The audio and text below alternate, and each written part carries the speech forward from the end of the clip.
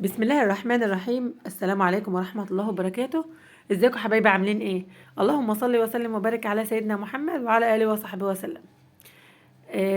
جبت لكم فيديو جميل قوي قوي عن اي عروسة بتجهز او اي ست بيت عاوزة تجدد او تعمل حاجة جديدة يعني في بيتها بمناسبة العيد ان شاء الله بإذن الله.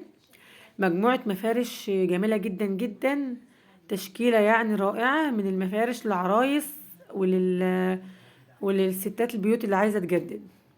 يا رب ان شاء الله تشكيلة تعجبكم وتنال اعجابكم. الحاجات دي ان شاء الله كلها متوفرة، لو اي حد عاوز حاجة ممكن يكلمني ونوفرها له بإذن الله. واسعارها برضو حلوة كلها ومش غالية ولا حاجة. آه وندردش بقى مع بعض شوية كده وانتوا تتفرجوا على المفارش ان شاء الله. ازيكم حبايبي، عاملين ايه؟ وحشتوني والله.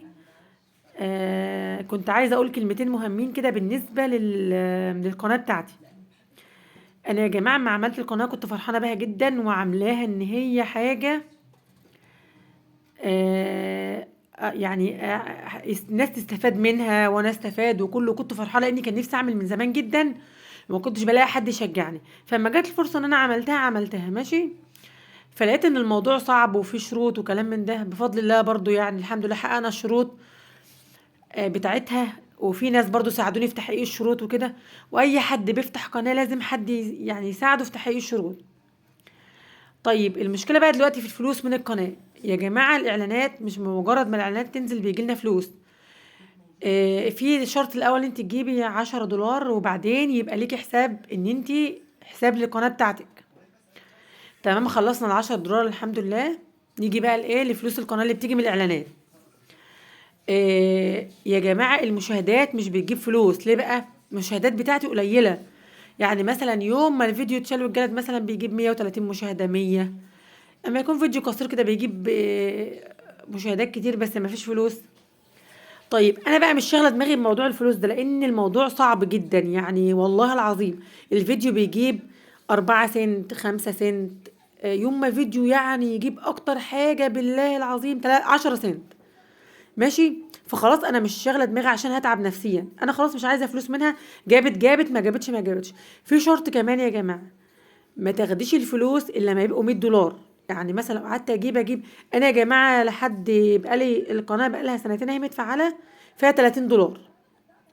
طب وانا مش هاخد ال 30 دولار الا لما يبقوا 100، يعني سنتين كمان عما يبقوا 100 مثلا. لان في ناس كتير جدا جدا مفكرين ان انا بقبض فلوس او طالما الاعلانات نزلت في فلوس. ايوه يا جماعه في فلوس، بس في ما فيش مشاهدات ان هي تجيب فلوس. وكل اللي عندهم قنوات زي يا جماعه بيعانوا من الموضوع ده. بس انا مش شاغله دماغي، انا بعمل حاجه ثواب مثلا لله. والله لو حد بس استفاد معلومه انا فرحانه. يعني يوم ما عملت الجبنه بتاعه المنفعه دي ناس كتير جدا مقربين ليا عملوها وجربوها وبعتولي في الخاص الصور بتاعتها. فرحت جدا جدا والله ودعولي من قلبهم، قالوا بجد فكره جميله واحنا عملناها ونجحت معانا. يعني في حاجه في فيديوهات بقى من دي. انا عارفه ان انا مش استاذه ولا شاطره ولا حاجه، بس الحمد لله ولو حد يستفاد معلومه بسيطه. فوالله يا جماعه ما خدت فلوس من القناه ولا القناه فيها فلوس. يعني حتى ال 30 دولار دول مش هاخدهم الا ما يبقوا 100. فين يا جماعه بقى الناس الكبار اللي بيجي لهم الوفات المشاهدات دي اللي بيجي لها فلوس؟ انما احنا ال 100 ال 200 مشاهده دي ما فيش يا جماعه فلوس.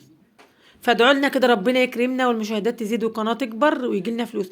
وفي حاجه كمان عايزه اقولها، ان انا كنت نادره ان اول فلوس تجي لي من القناه اجيب بيها حاجات حلوه لاصحابي وحبايبي والناس اللي حواليا. فمش عارفه بقى نيتهم مستلكه ولا انا نيتي مستلكه. فادعوا لنا كده ربنا ييسر لنا. وحبيت بس اوضح كلمتين. يا رب تكون المفارش الجميله دي عجبتكم، ولو اي حد محتاج حاجه ممكن يعمل سكرين للصوره بتاعتها وان شاء الله اشوف سعرها ايه واجيبها له. واستودعكم الله يا حبايبي الذي لا تضيع ودائعه. السلام عليكم ورحمه الله وبركاته.